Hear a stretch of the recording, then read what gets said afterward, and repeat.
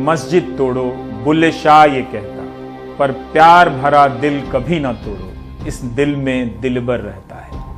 Bobby film का ये गाना है। 1973 में ये फिल्म आई थी। राज कपूर साहब ने ये फिल्म बनाई थी। 1973 का हिंदुस्तान कुछ और था। 2020 का हिंदुस्तान कुछ ऐसा हो गया है कि अगर आपको किसी से प्यार हो जाए और बीच में धर्म आ जाए तो आपको इस राज्य से उस राज्य की तरफ भागना पड़ेगा।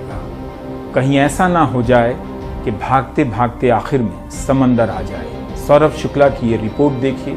आपको गर्व होता है तो गर्व कीजिए पास्ट टाइम में। 21 साल की सिमरन 25 साल के शमीम का हाथ कसकर पकड़े हुए हैं।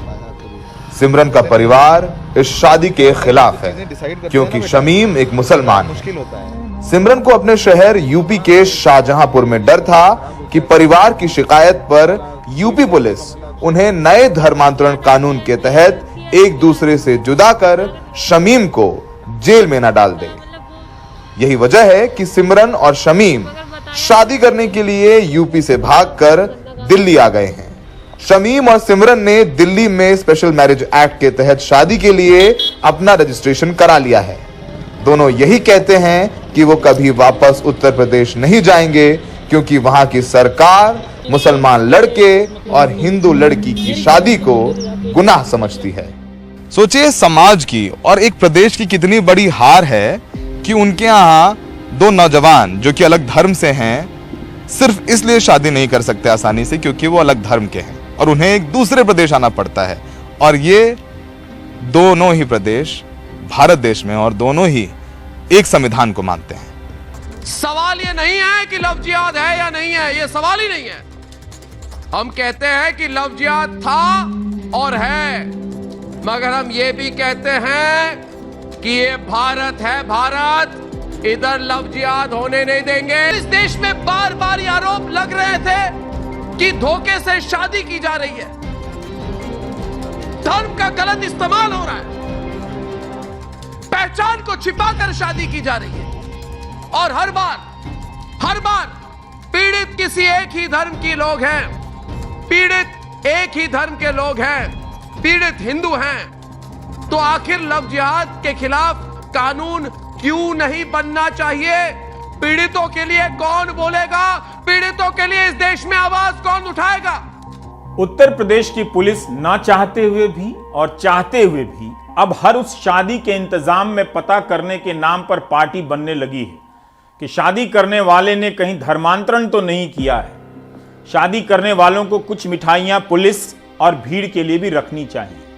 जब से धर्मांतरण का कानून बना है अजीब अजीब तरह की खबरें आने लगी। कहीं ऐसे जोड़ों की आशंका में भीड़ पीछा कर रही है तो कहीं पुलिस पीछा कर रही है। कोई पिज्जा खाने गया तो जेल, कोई जन्मदिन से लौट रहा है तो जेल। बिजनौर की ये रिपोर्ट देख सकते हैं। कहीं ऐसा ना हो जाए कि इस कानून के भय से हिंदू मुसलमान साथ साथ चलना बंद कर दें। धर्मांतरण के नाम पर कब भीड़ टूट पड़े और कब पुलिस आ जाए, ये जोखिम कोई नहीं लेना चाहेगा। यकीनन आप ऐसा हिंदुस्तान चाहते होंगे और अब जब मिल गया है तो देख भी लीजिए। 18 साल के साकिब को लड़की के साथ देख गांव वालों ने कुछ यूं पीटा।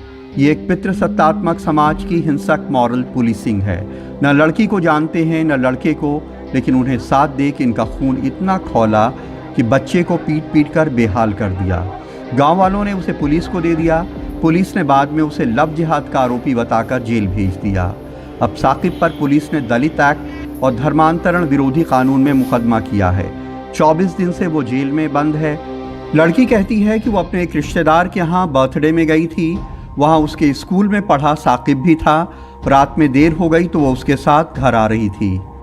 बर्थडे पार्टी से 12 बजे करीब हम बाहर को गए थे तो वहाँ से कुछ लोगों ने चोर समझ के पकड़ा। तो उसके बाद जिसने उसको बुलाया उन्होंने मारा।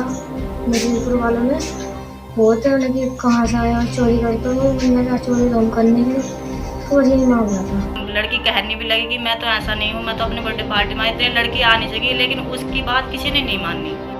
लड़की कहती है कि लड़के ने ना तो उससे शादी करने कहा था और ना ही धर्म परिवर्तन करने। कासिम ने मुसलमान से हिंदू बन के कोई गैर कानूनी काम नहीं किया है। ये उनकी मर्जी है, उन्हें धर्म परिवर्तन का संवैधानिक अधिकार है। लेकिन ये कहानी सिर्फ पुलिस का रवैया बताने के लिए है कि ऐसे मामलों में जहां तमाम लड़कों को वो रोज़ जेल भेज रही है, कासिम को सुरक्षा दे रही है, जबकि उन्होंने उत्तर प्रदेश के नए धर्मांतरण कानून का उल्लंघन किया है, उसको तोड़ा है। आज पूरा भारत पूछ रहा है कि देश में लव जिहाद के कितने ठिकाने हैं। ये लव जिहाद, ये लव जिहादी और ये साजिश कितनी गहरी है। भारत का समाज बुनियादी रूप से प्रेम का विरोधी है। किसी को प्रेम ना हो जाए, अपनी पसंद से जाति या धर्म के बाहर शादी ना हो जाए, इस आशंका में डूबा रहता है, डरा रहता है। एक ऐसा समाज जो सोते जागते हिंदी सिनेमा में गीतों के नाम पर प्रेम गीत ही सुनता है, प्रेम से इतना डरता है कि डर का भूत खड़ा करता है। उसी एक भूत का नाम है लव जिहाद। वैसे तो ये हिंदू मुस्लिम नेशनल सिलेबस का हिस्सा है। बेवक्त और बेजरूरत इसके छेड़ने का मतलब यही है कि किसी को यकीन है कि भारत के समाज को हिंदू बनाम मुस्लिम के भूत से अभी और डराया जा सकता है, उसे अंधेरी कोठरी में कैद रखा जा सकता है ताकि उसे अपने आसपास की आर्थिक तबाही नजर ना आए। तो खैर, ये किसी की सियासी जरूरत हो सकती है, लेकिन समाज की सच्चाई भी तो है। उस समाज से आप उम्मीद ही क्या करें जहां 90% संबंध दहेज के सामान से तय होते हों।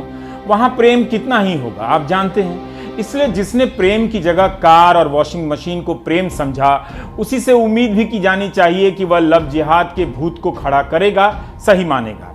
यह कुछ और नहीं है, भारतीय समाज में पुरुषों के विजय और उनके एकाधिकार का उद्घोष है कि शादी कौन करेगा, किससे करेगा, ये मर्द तय करेंगे। औरतों के जीवन पर एकाधिकार का मुद्दा है ये लव जिहाद। हम लव जिहाद पर देश भर में बहस छेड़ देंगे, इस पर जन आंदोलन खड़ा कर देंगे। इस देश में हर 15 मिनट पर, हर चंद मिनट पर एक लड़की के साथ बलात्कार होता है। उसका कोई भूत नजर नहीं आता है, मगर लव जिहाद के नाम पर भूत खड़ा हो जाता है।